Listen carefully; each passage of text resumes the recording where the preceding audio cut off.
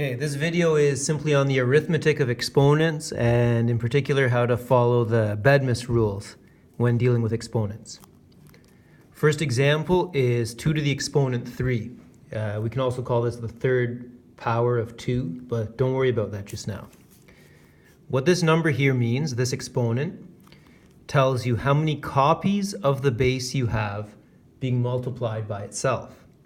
So for this example, 2 to the exponent 3 means we have 2 times itself times itself.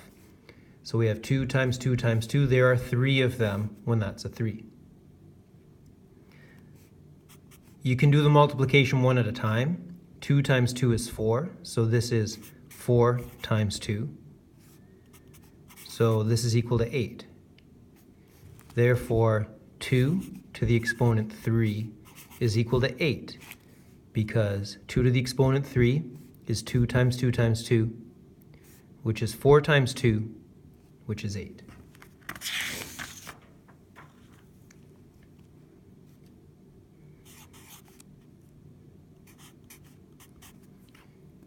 Three to the exponent 4 is 3 times 3 times 3 times 3.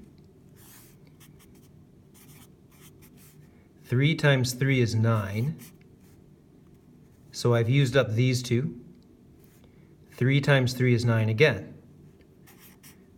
So this 9 comes from this 3 times 3, and this 9 comes from this 3 times 3. So 3 to the exponent 4 is 3 times 3 times 3 times 3, which is 9 times 9, which is 81.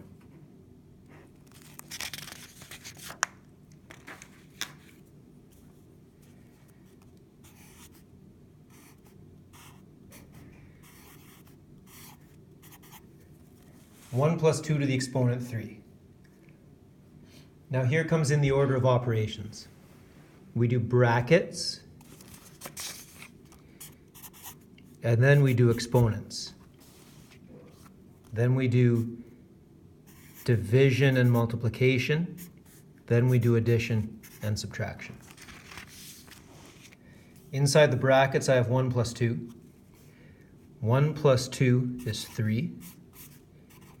And 3 to the exponent 3 is 3 times 3, which is 9, times 3. 3 times 3 is 9, times 3 is 27.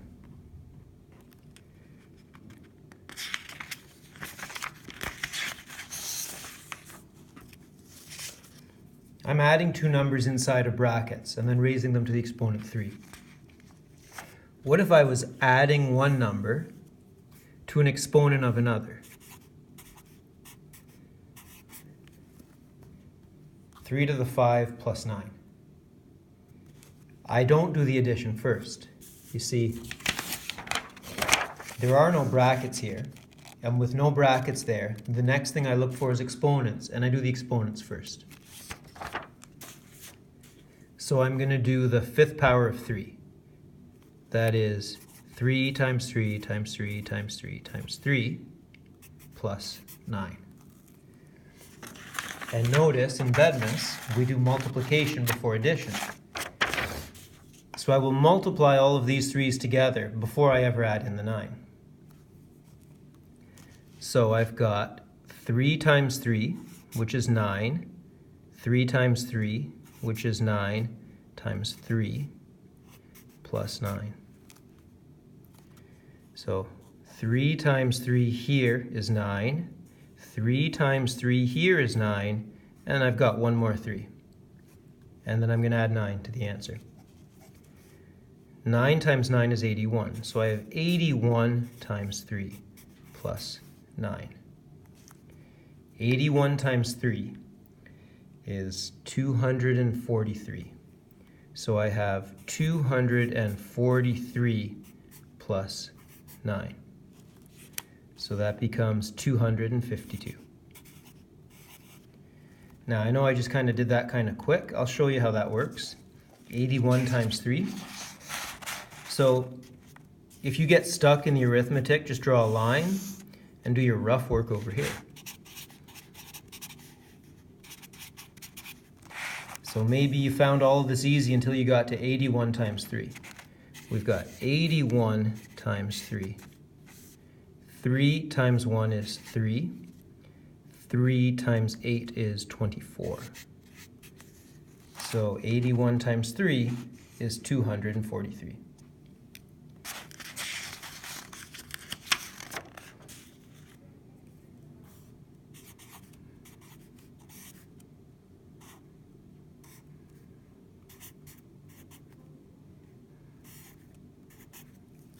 Okay, now I've got a mix of exponents, addition, brackets, and another exponent.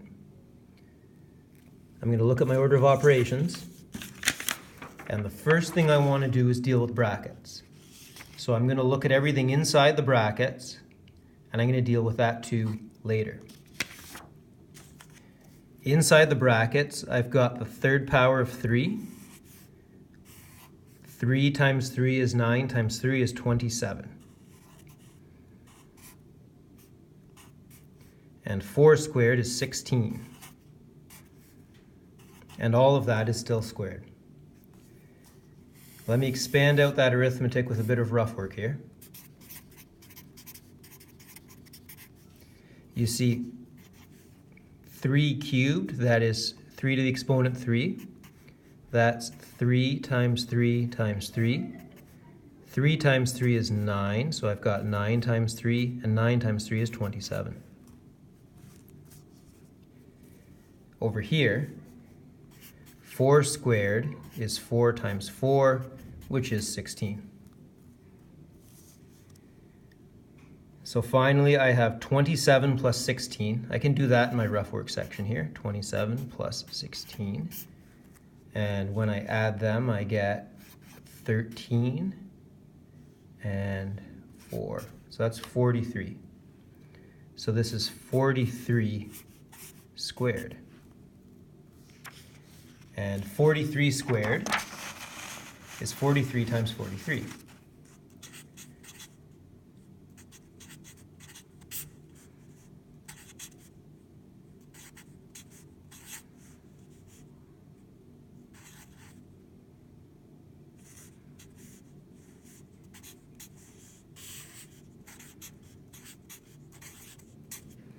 $18.49. So 43 squared is 43 times 43, which is 1849. So this question here uses several of the rules. We've got 3 cubed is 27, 4 squared is 16. We're doing everything in the brackets first, and then we're applying the exponent that's outside of the brackets. The last example I want to do, let's put a number on the outside. So I've got 3 times 2 to the 4 plus 3 to the 5. Okay, now let's look again at our order of operations. 3 is being multiplied by the brackets, but we're going to do multiplication much later. We're going to do everything inside the brackets. So this B for brackets doesn't mean you multiply things by the brackets. It means that you do the things inside the brackets. So I'm going to do all of this first, then I'm going to multiply by 3 later. So I have 3 times 2 to the 4, which is 16. 2 times 2 times 2 times 2 is 16. And the 5th power of 3, I don't know it. So I've got 3 times 3 times 3 times 3 times 3. So that is 9 times 9 times 3. 81 times 3. So that's 243. Oh yeah, we did that one earlier. 243. So I now have 243 plus 16, and all of that's multiplied by 3. So I can add 16 over here in my rough work to 243. That's 259. So I've got 3 times 259.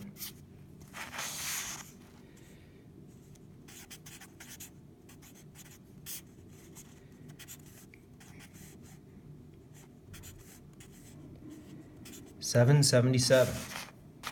That's a funny answer. So 259 times 3 is 777. I'd like to do one last example.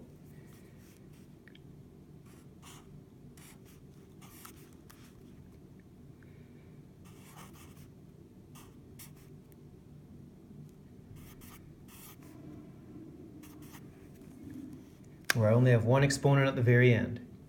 The reason why I want to do this example is to avoid any confusion with where that exponent gets applied. It is only applied to the brackets. I'll follow again my order of operations. I'll do what's inside the brackets, then the exponent, and then later I'll do my multiplication. So I've got 4 times 2 plus 3. 2 plus 3 is 5.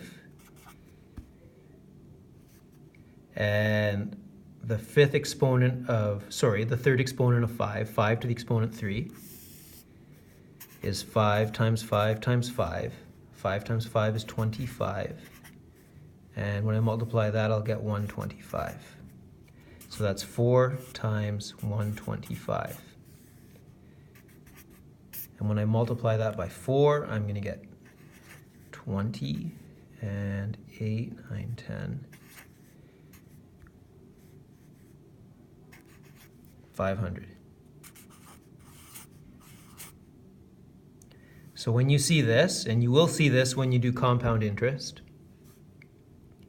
add these numbers first, raise them to that exponent, and then multiply by the number on the end.